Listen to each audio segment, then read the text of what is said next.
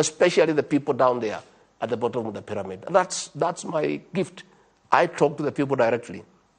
What I was saying, the people who are opposed to President William Ruto, saying that he is a thief, he is incapable of running this country, he has no agenda. The bottom-up economic transformative agenda is useless. There is no way we can allow him to invite those people to his cabinet, to be his principal secretaries, to be ambassadors. They do not believe in him. They do not believe in his agenda. How then can they come and demand to be included in that government? That's what I was saying. Okay. When I go to State House, and I said, I fight them there. Every day. That's what I said. I fight them there. People who are shouting at President William Ruto, saying he is useless, he is a thief, he will ruin this country. And they are there lining up that they want to be given positions. I say, no, let us first give positions to those who believe in President William Ruto, to those who believe in the bottom-up economic transformative agenda. Those are the people who will help him. And let me tell you, before you tell me, that is a mistake President Uhuru Kenyatta made. He went and brought people through the handshake who did not believe in the Big Four agenda, who did not believe in the Jubilee agenda, people who had been opposed to his leadership, people who had been opposed to his economic programs. He brought them into his government. What happened? Everything came to a standstill. The economy got destroyed. By the time he left, the country was finished. We cannot make that mistake. And that is what I meant. But in matters development, in matters public resources, every Kenyan will benefit from this government. Your Excellency, with all due respect, Article 38 of the Constitution talks about political rights in the sense that every citizen is free to make political choices. That is a fundamental right and freedom. Absolutely. So what are you saying by saying the former president made a mistake to bring other people who never supported him into government? And what are you saying? Because if it's a right for every Kenyan to make a choice, and then tied to Article 131 as the presidency, the symbol of unity. That is true. So in essence, that is true, but choices have consequences. That is true. It's a political right to choose whoever you want, but choices have consequences. Okay. There is no way you can say you don't believe in William Ruto. You don't believe in his programs. You don't believe in his what he stands for, and then you want to be a member of his cabinet. How can you help him to transform the country? How can you help him govern? What I'm saying is, even in those areas where we are not voted for, we have people in the cabinet who believe in us. It does not mean because that area did not vote for us, everybody in that area does not believe in us. Eliud Awalo from Siaya believed in William Ruto and the bottom-up economic transformation agenda. And that is why today he is cabinet secretary for ICT. Raymond Omolo, he believed in Dr. William Ruto and the bottom-up economic transformation agenda. That is today why he is a PS for Interior. Mr. Kobundo is a CS for Trade. We are saying in every part of the country, there are those who believed in President William Ruto and his programs. So what we are telling Azimio people, when you make a bed, you must lie on it. Okay. Don't force us to take people who don't believe in us. Among your support base, we have people who believe in us. Those are the ones we shall choose, and those are the ones who will join our government. And in every part of this country, every community is represented. The issue we have with Azimio, they want us to bring us Azimio people in our government. But Deputy President... Because they sabotage our government, the way they sabotage the Uhuru Kenyatta, we cannot agree. Deputy President, in all fairness, you can say whatever you've said, but the Azimio people are not here to say they're not lining at State House for government You will jobs. call them to ask them. But in all fairness, I'm saying, can you maybe say a few names, one or two? Who are these people? I don't have to say because, let me tell you, these people, one, they say they don't recognize President William Ruto, and they don't recognize his government. Then the following day they are saying this government is discriminating against us. How? If you don't believe in the president, if you don't believe in his government, how then do you expect to be included in his government, and you have said yourself publicly in broad daylight that you don't recognize him, that he is not in office legally, yet you are claiming you want your supporters who are clapping when you are saying you don't recognize William Ruto to be in your government.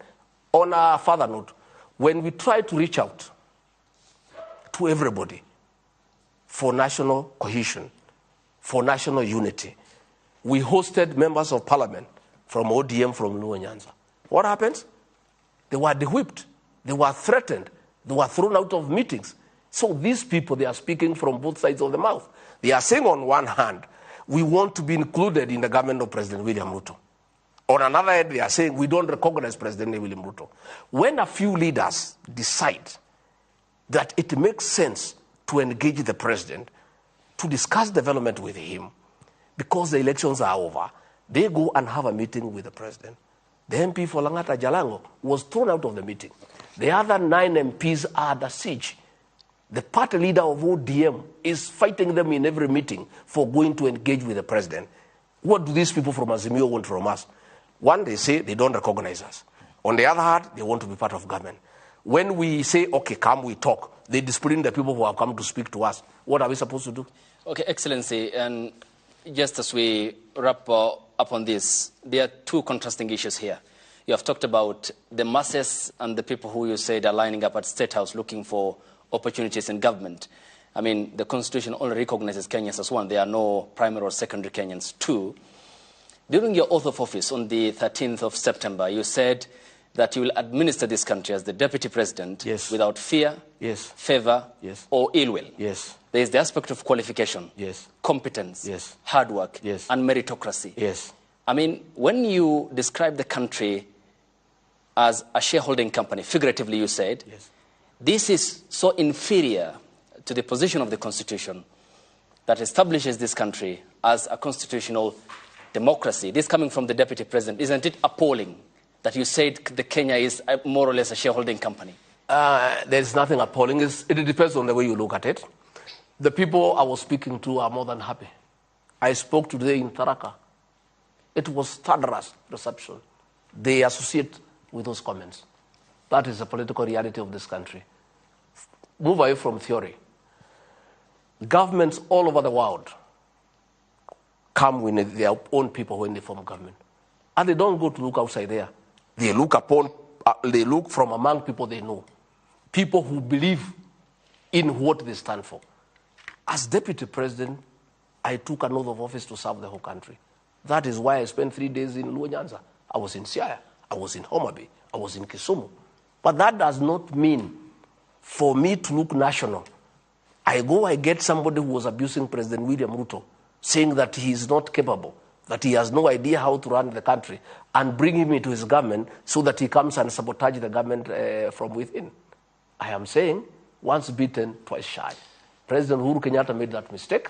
He brought characters into his government who did not believe in him, who did not believe in his agenda, and in the process, they messed the whole 4 big agenda. They messed the whole Jubilee transformative agenda because they did not believe in it. William Ruto will not make that mistake. He'll embrace all Kenyans from all communities, but the people to help him manage the affairs of this country are those who believe in him, are those who believe in the bottom-up economic transformative agenda, and those who believe in his leadership. Those are the men and women from across Kenya, from all communities, that he'll assemble to help him to govern this country. Your Excellency, just a quick one. Your Excellency, to some they say you appear to be always in a combative mode. Some say at any opportunity with the mic you lecture Kenyans. Is the truthful man a bitter man? Kenyans, just like I said, have a right to say what they want. This is democracy. Kenyans have every right to describe my character. I am a person, and you should have known me by now. I speak from my heart. I say what is in my heart. I'm a truthful man. I'm an honest man. Kenyans are not used to honesty. And many people have a problem with that. And I want to tell you, let me tell you, my brother, you people of the media, demeaned me. You called me names. You drew caricatures against me. You said I'm uncatchered, I'm uncouth, I am a villager, I am all that. But on the 9th of August, the people of Kenya, 7.2 million Kenyans disagreed with you and say, this man called Gachagua, we like his style of leadership. He's a truthful, he's an honest man. We can entrust him with leadership. I accept and welcome criticism from the media, from the social media, from everybody. But let me tell you, nobody will ever change me. Okay. I am natural. I will never change my language. I will never change my character. I will never change the way I speak. I will always speak from my heart. Unless the people of Kenya tell me to stop. And as I go around the country, because I do, I'm everywhere. Kenyans urge me on. Yeah, they urge me on. So, but I welcome criticism from the media, Excellent. social media, from columnists. They are all welcome to criticize me. And myself, I know who are my employers. I know who matters in the whole of this equation. I know my preferences. Oh, thank you. I know who matters. Okay. That person who matters to me and my leadership is the one I normally talk to. Okay. Not the media. You only quote me, by the way. I normally don't address you. I address the people. Okay. I talk to Kenyans, and I have a chemistry with the Kenyan people. And I'm persuaded I'm on the right track, and I'm not going to change. I will remain a natural person. Your Excellency, you've talked about cohesion and reaching out to members, or rather leaders from the opposition side.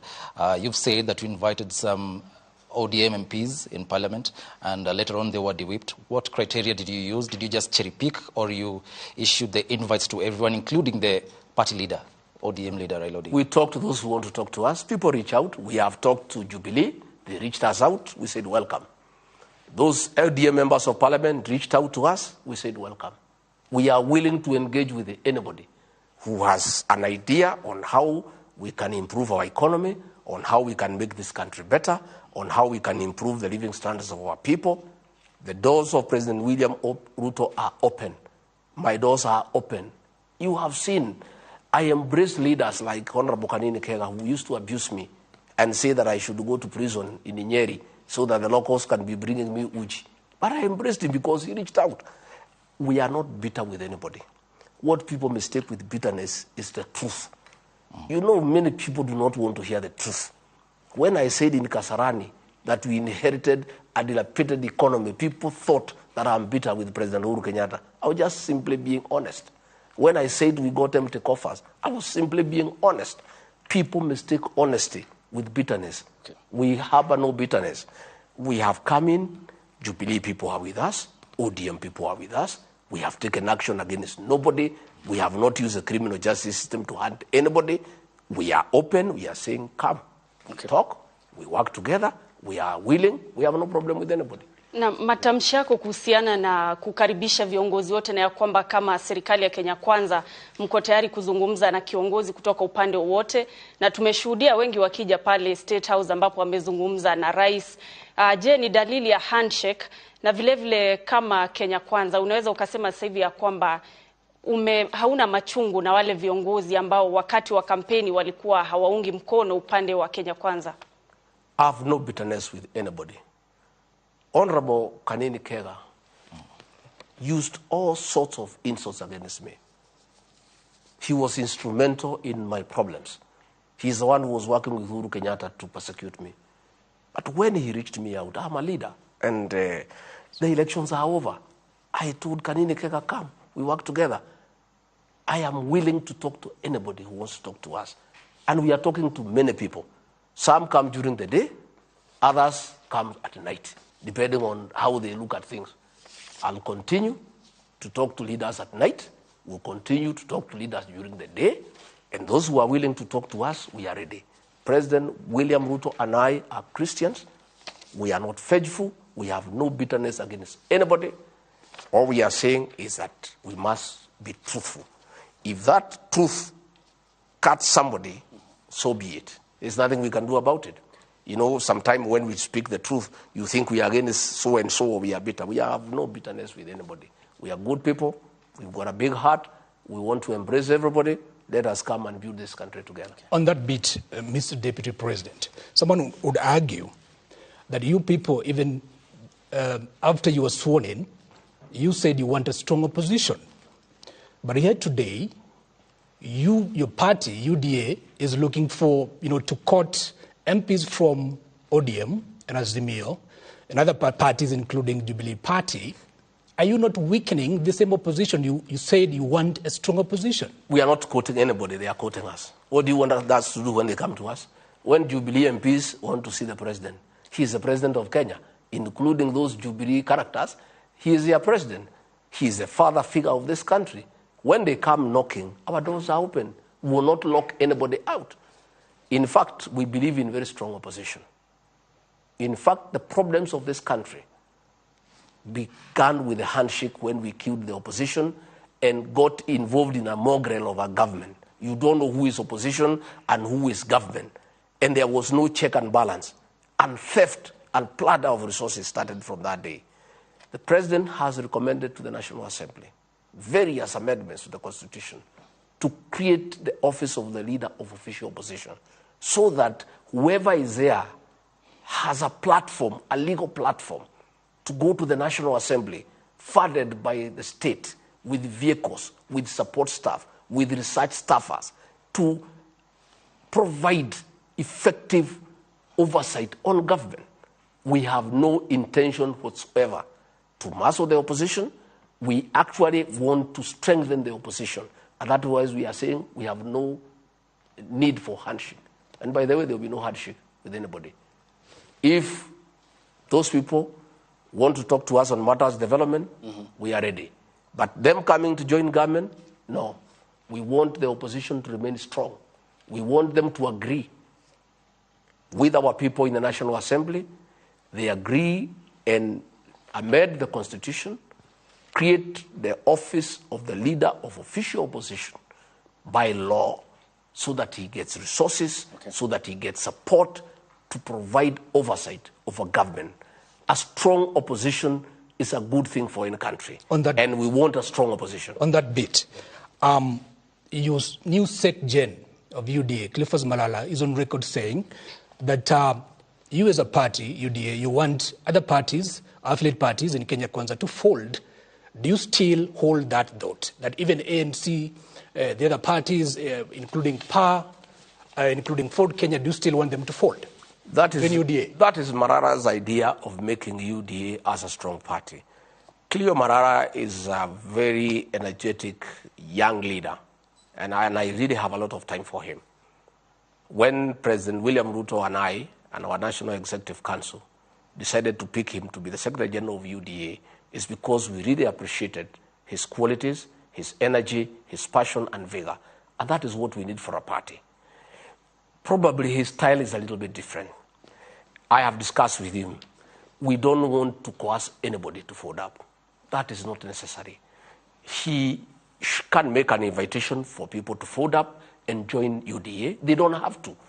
And we are happy the way we are in Kenya Kwanza. We are happy with the existing framework. But if along the way, the constituent parties consider it desirable to fold up and join UDA, so be it.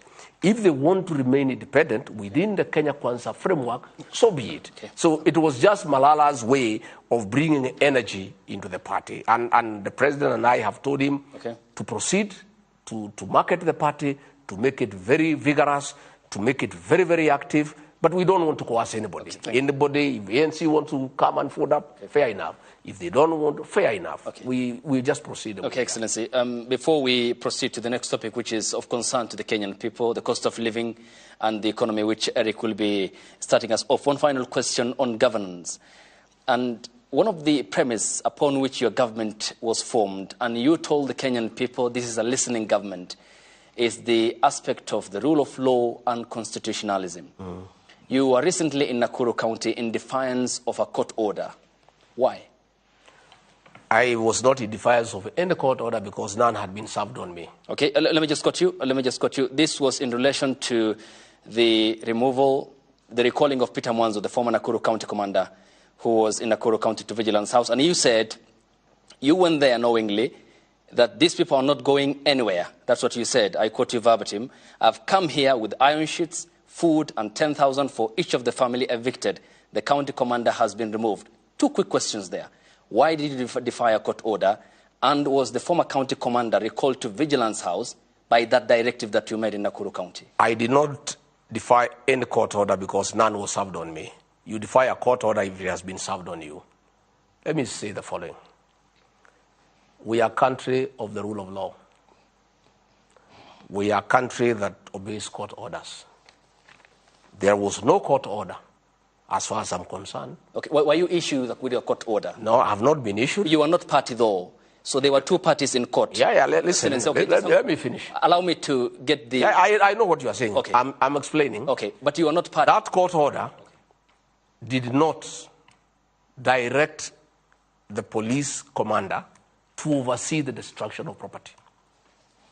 That court order did not direct the police commander to oversee brutal eviction of children and women. That court order called for eviction. It did not call for brutal eviction of children and women. It did not call for destruction of property. What we have told police, and I want to repeat here for the record, if there is a court order asking police to provide security for eviction, that order should be obeyed. But there is a way to obey it. Which is the way? I am explaining. Okay. You table that order before the county security intelligence team to discuss the manner of eviction. One, to ensure there is no eviction done at night. There will be no night eviction in this country as long as William Ruto is president. Why do you want to evict people at night? So that you steal their property, so that there is no accountability, you rape women, you rape children. There is nobody in this country, as long as William Ruto is president, no police officer anywhere in this country will oversee an eviction at night. That is one. That eviction was done at night. As a signal had been issued when President William Ruto came to office by the Inspector General of Police, directing all police commanders in Kenya that there shall never be a night eviction. That is why we removed him. During the night, property belonging to those poor men was stolen. Women were raped. Property was destroyed. I am Deputy President of William Ruto. I cannot sit in Nairobi when an overzealous police officer, using police officers paid by the public, using guns owned by the people by the taxpayers, using ammunition, go and oversee a brutal eviction in the middle of the night against helpless women and children. That will not happen. Number two, the police in that county committee on security and intelligence, a discussion will be arrived at on how to evict people in an orderly manner so that people are not brutalized. We have come from a government, the government that was there, the Uhuru administration, that was heartless, that brutalized its own citizens under the supervision of police. So I am saying we'll obey every court order, but within the realms of the law. Okay. There is no order from any court saying that the eviction should be done at night. All things that are done at night are not good things. Why can't they do it during the day when everybody can see? That is why the police commander was removed, because there was a signal, clear. And I asked the IG for that signal, and he said it to me, very clear. There is no eviction at night. Because why do you want to do it at night? What has happened in this country? In the last administration by Uhuru Kenyatta, the policemen went rogue. And they brutalized the people of Kenya. You remember what happened in Kariobangi, what happened in Ruai.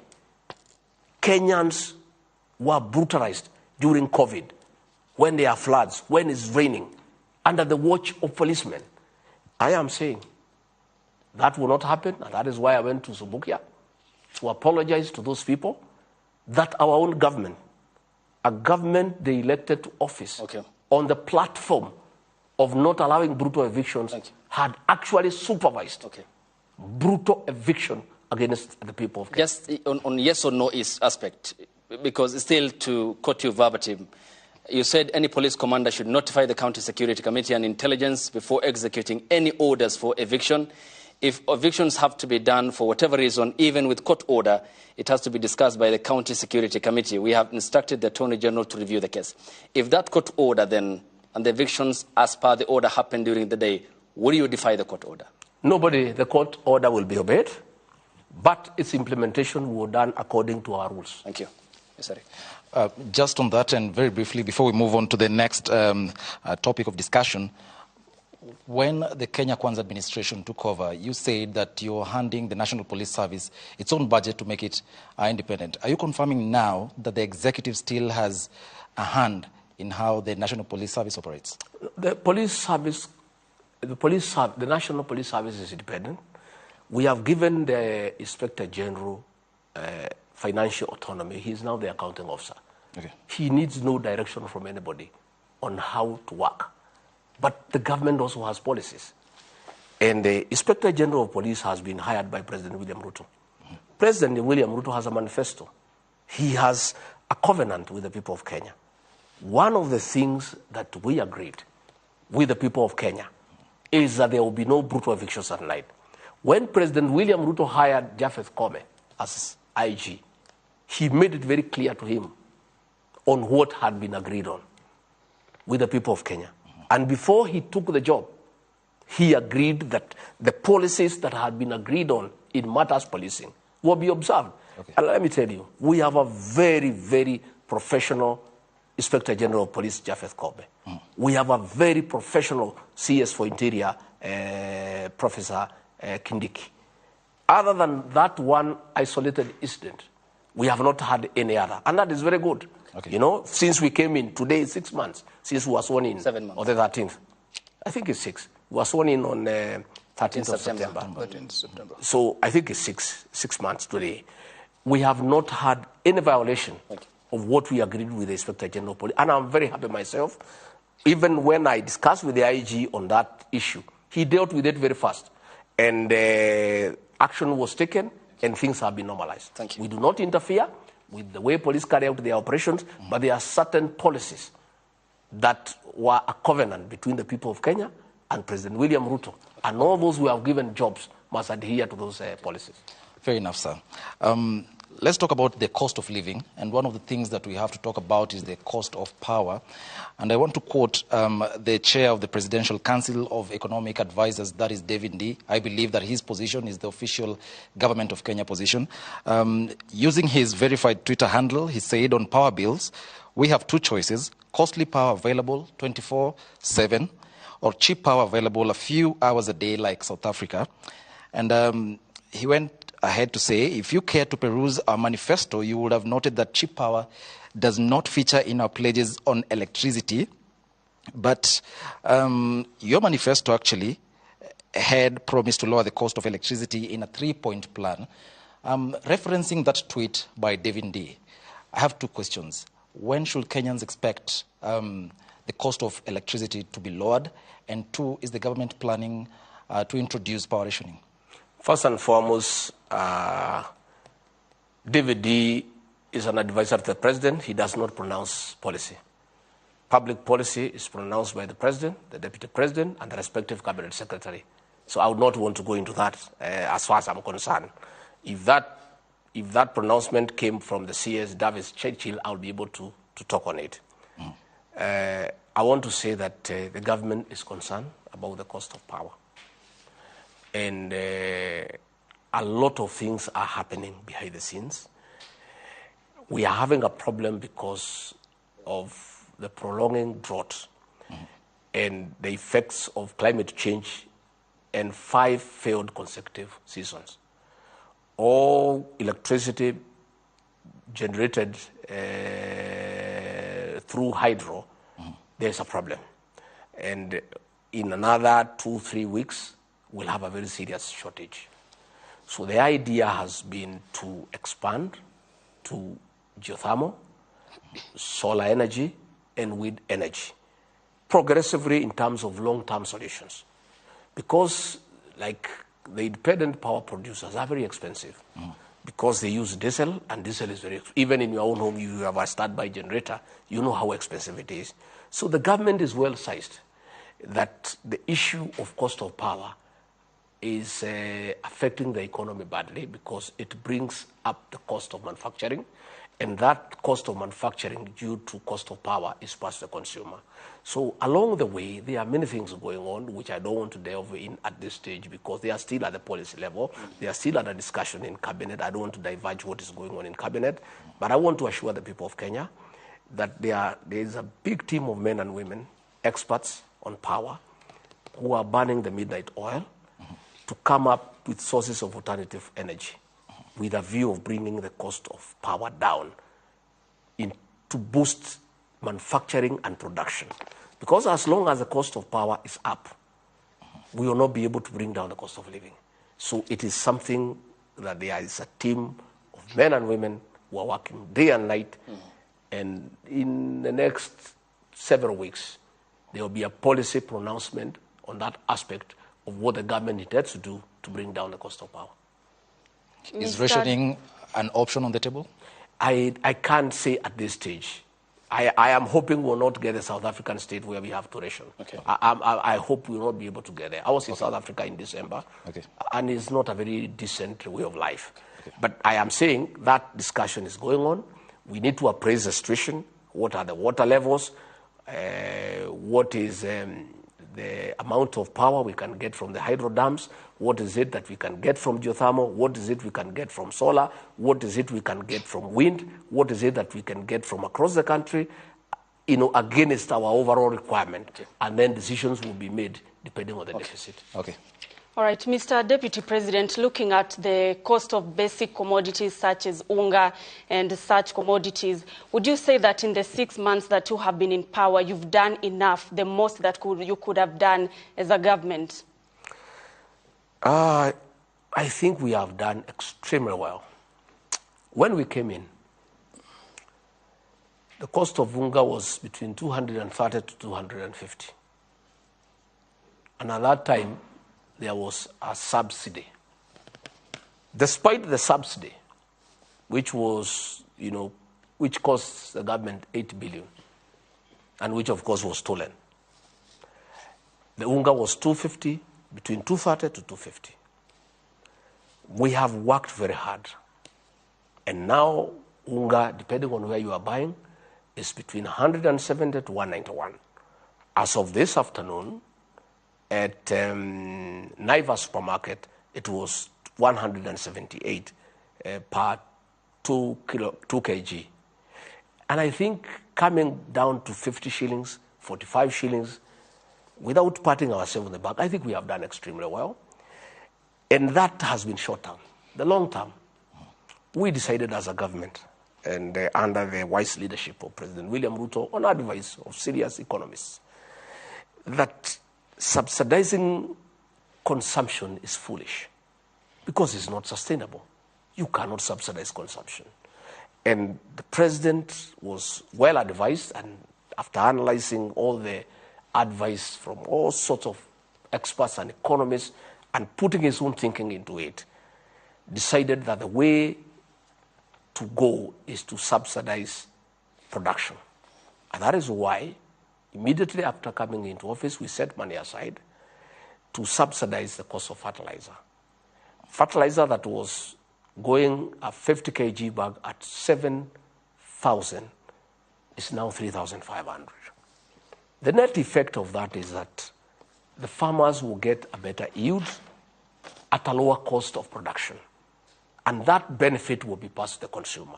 So looking at the way things are going, all factors being constant, God being merciful and giving us good rain, we have prepared the farmers well. In the bread basket, 16 counties, our bread basket, we have sufficient fertilizer. I went to Mombasa personally to oversee the distribution of that fertilizer. I was in Kericho to ensure that it has reached. I saw with my own 2 eyes. All farmers have fertilizer and are ready for the long-range planting. All factors being constant, with God's mercy, we are going to have a bumper harvest with high yield and at a lower cost of production. That should be able to set the cost of unga down 150, 140, all the way to 120. And we believe that if eventually we can stabilize the cost of unga at 120, 110, 115, we think that is fairly comfortable for the people of Kenya. So I think we have done well. So when I see these maandamano characters making noise at us, the question I'm asking is one. They are telling us that they are going for maandamano for us to bring down the cost of unga. When unga was at 230, they never called for maandamano. They were right inside the government. The President Uhuru Kenyatta said his advisor is Raila Odinga. He's on record. Raila Odinga never called maandamano when unga was at 230. Why is he calling for maandamano when unga is at 178? It's double speak. Number two,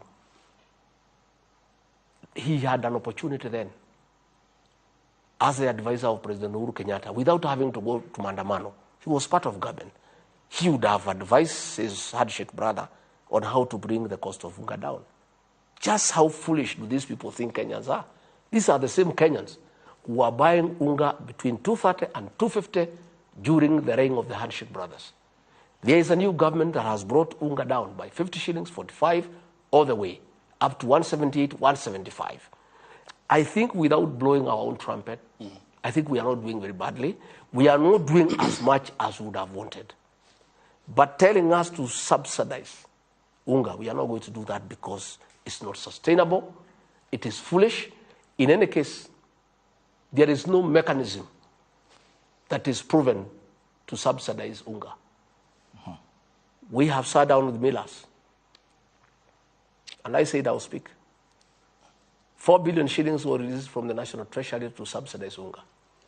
We went throughout this country, and I want to challenge the people of Kenya. No Kenyan anywhere saw a packet of unga at 100 shillings. Those millers are demanding money from us. They only received 1.7 billion. 2.3 billion shillings was stolen.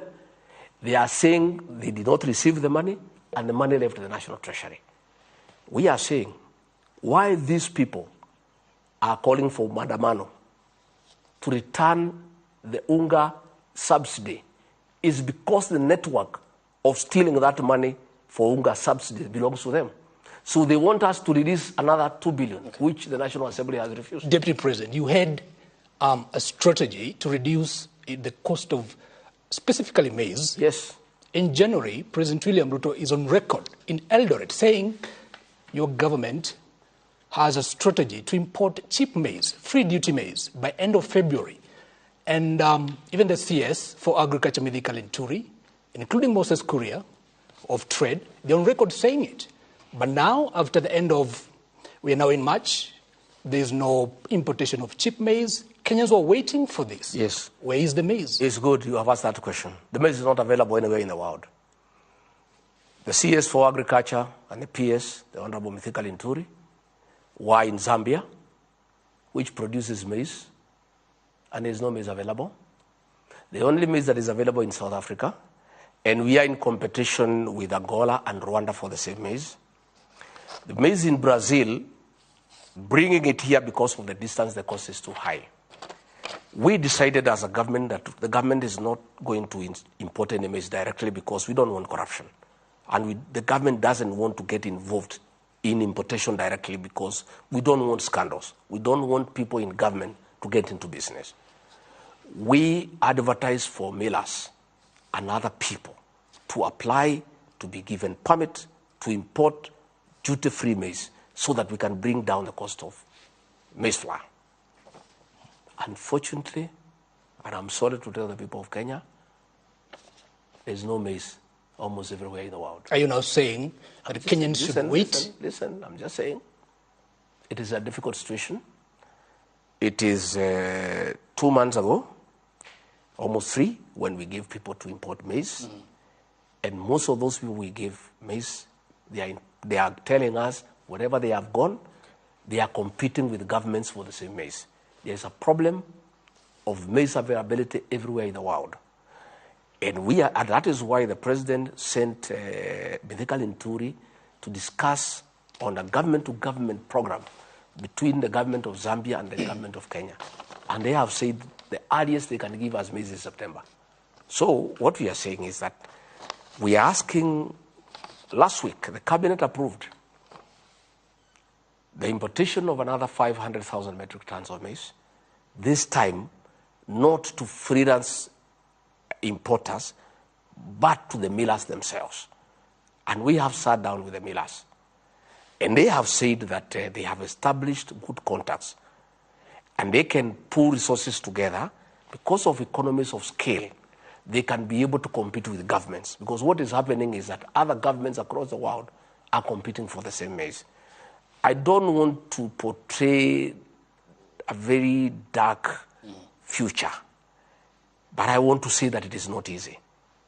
And I speak honestly because sometimes I think Kenyans deserve the truth. Okay. Because when you prepare them for the truth, it's normally a good thing. Right. Everything is being done, and I was in Eldoret. There are 2 ships in the high seas with maize. And I told the people of Eldoret and Kitale, the farmers there have been holding maize and expecting higher prices. And the prices are already very good at 6,000 per 90 kg bag.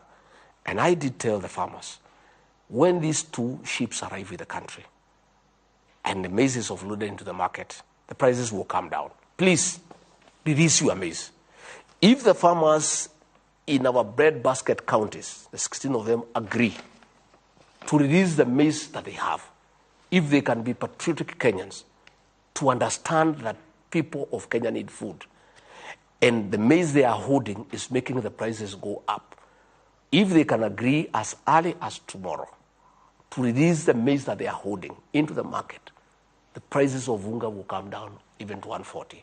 So I want to use this platform to make an appeal to all maize farmers across the country to be patriotic, to think of their brothers and sisters who are suffering, to consider at the current prices, which are very good by any standard for the farmer and bad for the consumer, for the benefit of the consumer and the Kenyan people, to consider to release into the market all the stocks of maize that they are holding. Okay, Mr. Deputy President, thank you. And again, we have also agreed. Okay.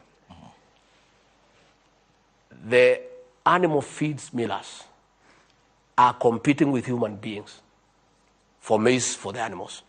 So what we have done again, the cabinet has approved the importation of yellow maize for livestock, for animal feed millers, so that they stop competing for the white maize, and that will lessen the strain on us.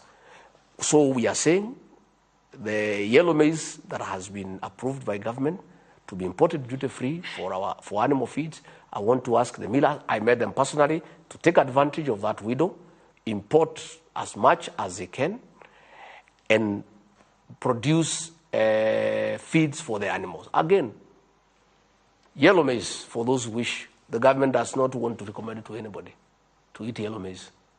But yellow maize is good. Okay.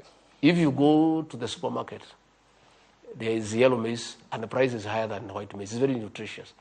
For those Kenyans who may want to consider to consume yellow maize, we are importing, both for human beings and for animals. When you say that there's no maize anywhere, and I remember the president in his Jamhuri speech, he said maize that was expected in January, an assortment of foodstuffs. That was the wording he used. Then the 2 CSs came and informed the nation that maize will come. And you've said you are speaking the truth. You've gone around the world, there's no maize anywhere. Did the government mislead Kenya? Maize is available, but the prices are higher than what we have here. Okay? The maize that is cheaper that we can bring in is what is having a problem. You can bring maize as far from Brazil, from America, it's fine.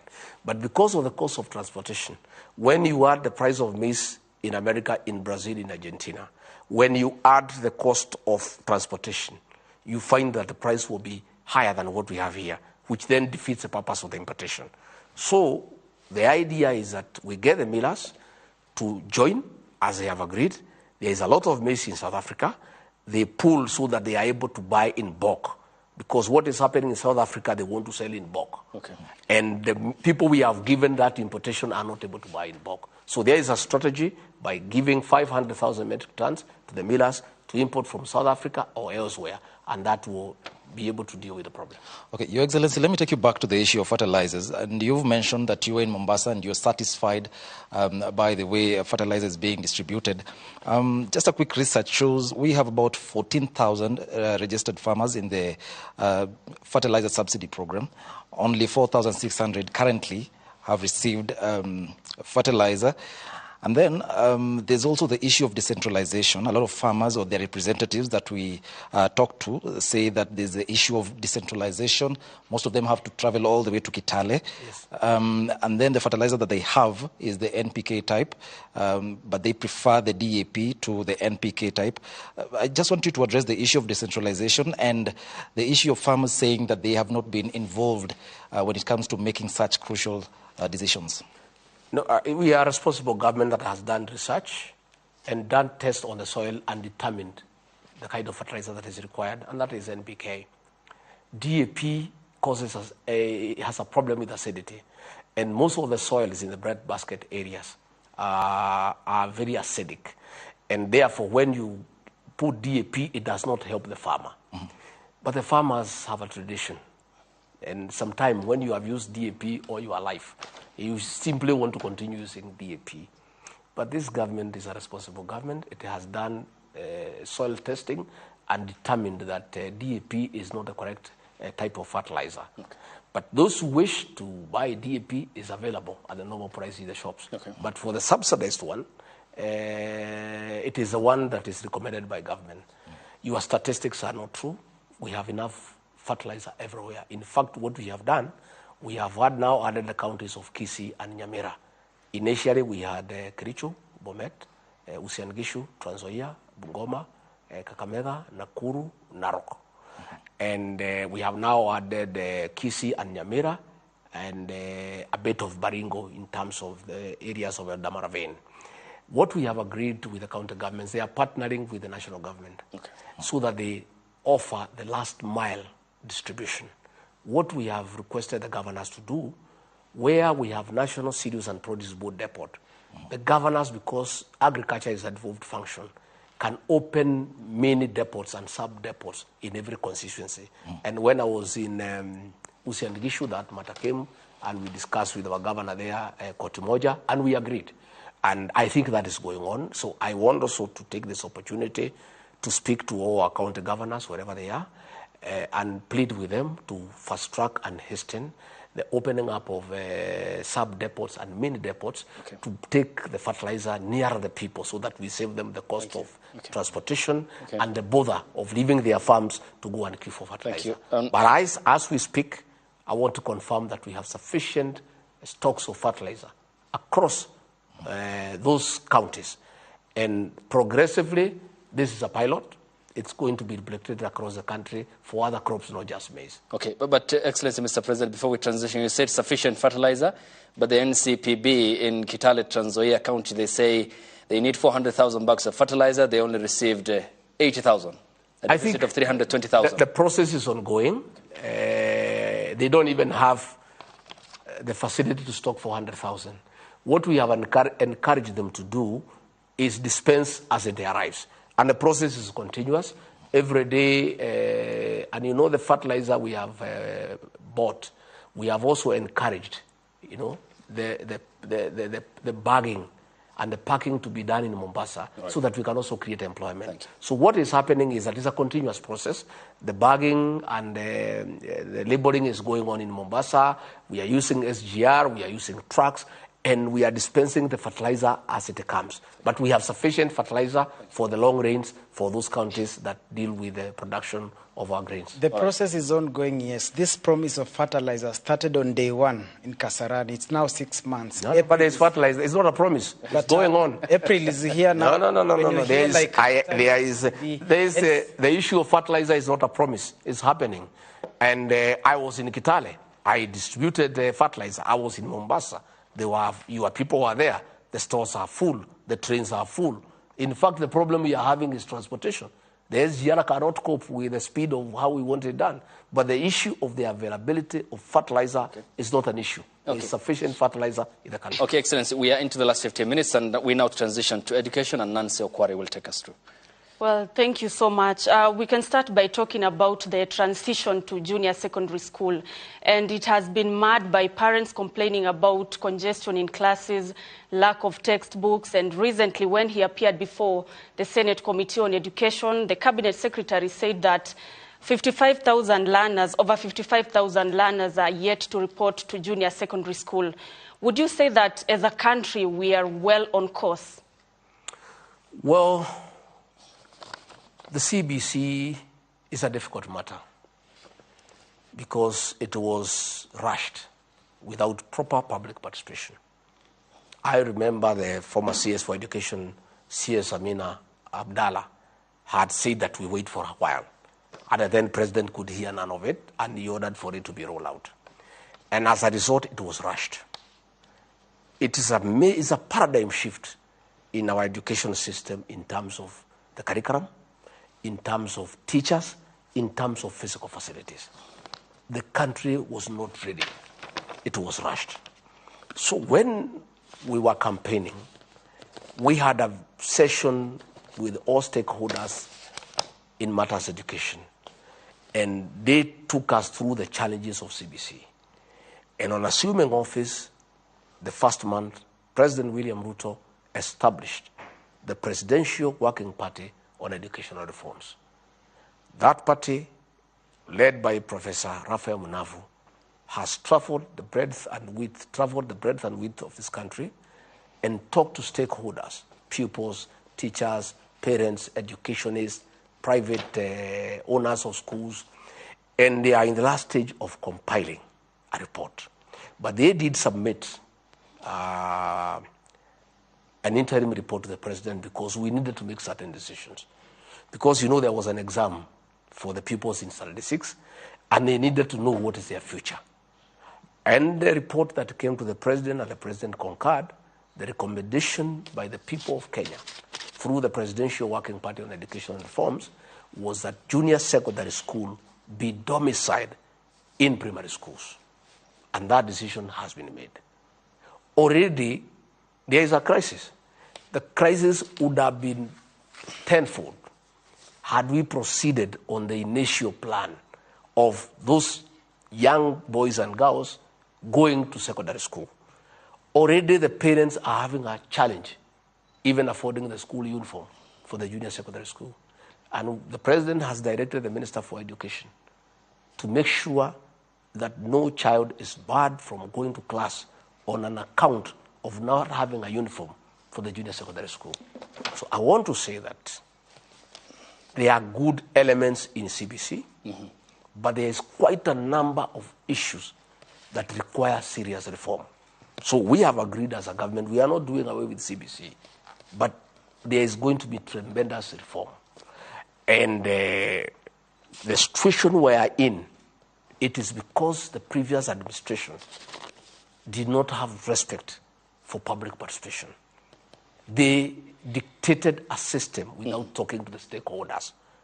They needed to talk to the teachers. They needed to talk to the parents. They needed to talk to the educationists.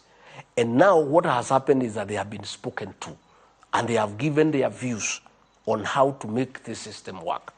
We are waiting for the final report, which will be ready before the end of this month, on the various recommendations on how to reform CBC and other reforms in the educational sector, including training, including universities. We have a big challenge in our universities where they are not able to sustain their activities because of lack of funds from the National Treasury. There are various reforms that will be initiated on how we handle our universities. There will be reforms on the TVET sector. So the whole thing, the Presidential Working Party on educational reforms will come up with a holistic recommendation on how to re-engineer the whole educational sector for the purpose of our children and for prosperity, for the years ahead. Okay. And Excellency Deputy President, when we talk about CBC, there is the pivotal question of teachers, and we are talking about 116,000 deficit at the moment in the country. Yes. There is the position of the chief administrative position, secretaries in the country. Let's go hypothetical by the number that the former president appointed, 29. You will require 2 billion to maintain all the CASs who will be appointed, though this is not envisioned in the constitution. Why then not refocus this priority? Because this money can employ 5,714 teachers and also employ the 4,000 unemployed doctors in the country. I mean, talking about in the midst of austerity. Why do you need the CAS position, for example? Well, to start with, in matters teachers, there is a very big gap, the way you have said. In 6 months, the Ruto administration has done something that has never been done in the history of this country. We have employed 35,000 teachers so that we can start bridging the gap. Next year, we'll do another 35,000. We had initially wanted to do it in 2 years, 116,000. It was in our plan. But on reaching here where we are, and looking at the economy and the performance of the economy, we found that we cannot fill the gap in 2 years. It needs to be spread across 5 years. But we have started somewhere. We have now rolled out the employment of 35,000 teachers, and that will really be a big relief to our schools. On the issue of saying that if we don't appoint the CSs, then it can go to the teachers. The same argument would, why don't you do away with the deputy president so that we can employ the teachers? I don't think that argument will hold. The president, in his wisdom and governance structure, from time to time will determine the levels of support that he requires to govern. We have found a country that is in a hole. We are trying to get out of that hole. We have found, like now, the Minister of Agriculture is always out of the country. For a good reason, looking for maize. He was in Morocco looking for fertilizer. He was in Zambia looking for this. He was in that. He is hardly in the country. And he's not out there having leisure. He's working. He needs to leave somebody here to handle other matters that are supposed to be handled by the minister. Because the PS is there. Okay. He is the accounting officer of the ministry. But at the policy level, there is a gap. I was looking for CS Linturi last week. I was going to the agricultural show in Eldoret. And he was not here. He was in some country where the president had sent him. If there was a CAS, that is a person I would have gone to the Eldoret show, so that he can make whatever policy pronouncements that he needs to make as minister there. But I had to recall Inturi from wherever he was. He stopped what he was doing to come back so that we go for the show. Because what happens when you go to meet farmers, when you go to meet exhibitors, there are certain issues that will be raised that needs the minister to be there to make an answer. So, from where I sit, listening to the president, assisting him in the management of the affairs of this country, chairing the cabinet committees, there is a gap. There is a serious gap. And we need another level of helpers to enable us execute our mandate. And the president and I and the rest of us are persuaded that the costs, the benefit of having the CSs will outweigh the cost to it. Okay. So that we have another level. And you see, even previously, during those years, there was a minister, there was an assistant minister. When the minister is not there, the assistant minister will go to parliament and answer questions. We are reaching a place where we are getting stuck because, as a country, we have agreed that the model of development is PPP, public-private partnership. We have a lot of work to do to engage with investors across the world. This means that the cabinet secretaries at their level needs to travel to enter into agreements with various countries, with various investors. And what happens when they are not there? There is a gap. So, in the next few days, the president will name the CSs. And by the way, It's a recommendation by the Public Service Commission. And those people will go to Parliament, they will be vetted. Then they will come and add value to the government by assisting the cabinet secretaries and by filling that gap where we are getting caught up in situations that are not very neat in terms of service delivery. Thank you. We have under 10 minutes to go, and we have a serious issue insofar as our security is concerned. We have woken up to a serious declaration by the CS, and then the announcement that in 7 months, 135 Kenyans have died, including 20 security officers. In 1 week alone, Samburu West, areas of Malaso, Pura, and Kurkuru, a dozen killed. 6 people killed in Tot Marakwet. At the time, we have a multi-agency operation on the ground. Is this war winnable, or it's just another, for lack of a better word, waste of time and resources? How do you reconcile the fact that we have a very serious operation ongoing and people are dying? And starting tomorrow morning, there are areas that civilians have been ordered to vacate, meaning that it is another humanitarian crisis. What are the measures to handle this crisis? And yes, did the government think through this humanitarian crisis that will emanate from tomorrow, 8:30? Thank you very much. I, regarding Gachagua, come from a security background. I have, for 15 years, been involved in matter security. I am trained. I'm a paramilitary officer. I'm trained in weapon handling, in basic combat skills. I understand this topic. President William Ruto has made a decision, and I support him 100%, that this cattle rustling and banditry menace and the nonsense around it must come to an end. It's a difficult decision. It has to be done. There is a lot of impunity in the North Rift and other areas that are prone to security challenges.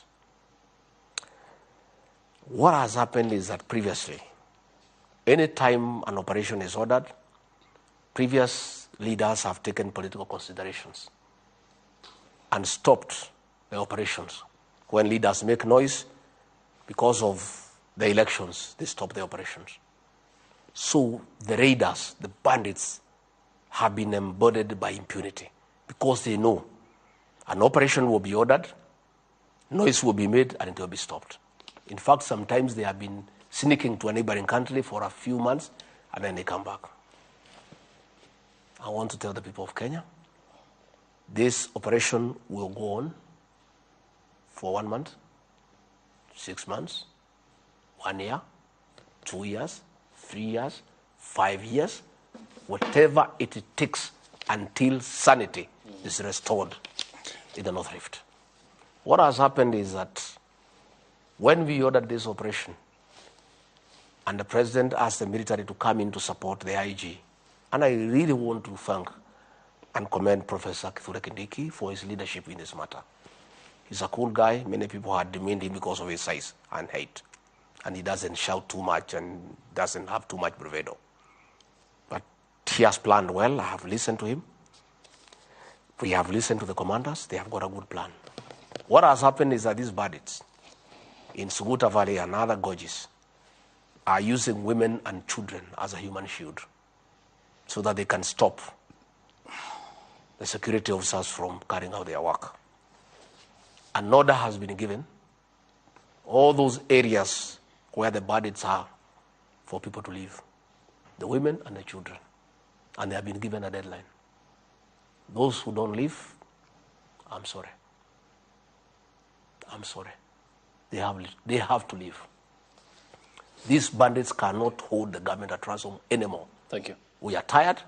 This matter must be sorted out once and for all, and we are not going to allow criminals and bandits to use women and children as human shield. An ultimatum has been given. We are going to send people with planes and megaphones and ask the women and the children to leave and leave us to face with the bandits. We are willing to have an engagement with them one-to-one. Thank you. If the bandits want to leave too, they can leave. Okay. But we are asking the bandits to ask their women and children to leave those areas. Thank you. and then we can have one-to-one engagement. But this government is a government that will sort out that nonsense once and for all. Thank you, Your Excellency. At the best interest of time, we have to leave it there. Many thanks for your hospitality, and we thank you for heeding our invitation to talk to the Kenyan people on vast array of issues. Of course, because of their extensive nature, they can't be done within the time frame allocated always on television, but we appreciate your company and your availability, and we look forward to many more engagements. Asante sana. Thank you very much, ladies and gentlemen. And this is not right. You are not gender sensitive. Next time you have an interview with me, if you are not gender sensitive, I will not allow you in, even if you accuse me of not respecting press freedom. I think you guys have been criticizing us. Thank you. For the two-third gender rule. Asante. And here you are practicing discrimination. But I want to thank you for the interview. Okay. And we respect press freedom. Yes.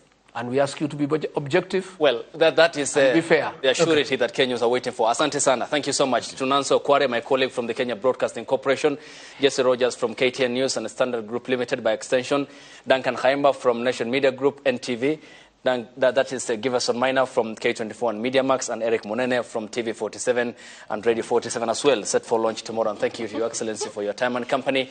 Thank you to you too, the Kenyan people, for watching. We aspire to be objective, professional, as we are your avenues for getting information from Kenya and across the world. And we aspire and pledge to hold those in power to account, since all power and sovereignty belongs to you, the Kenyan people. Thank you for watching, and have a good evening.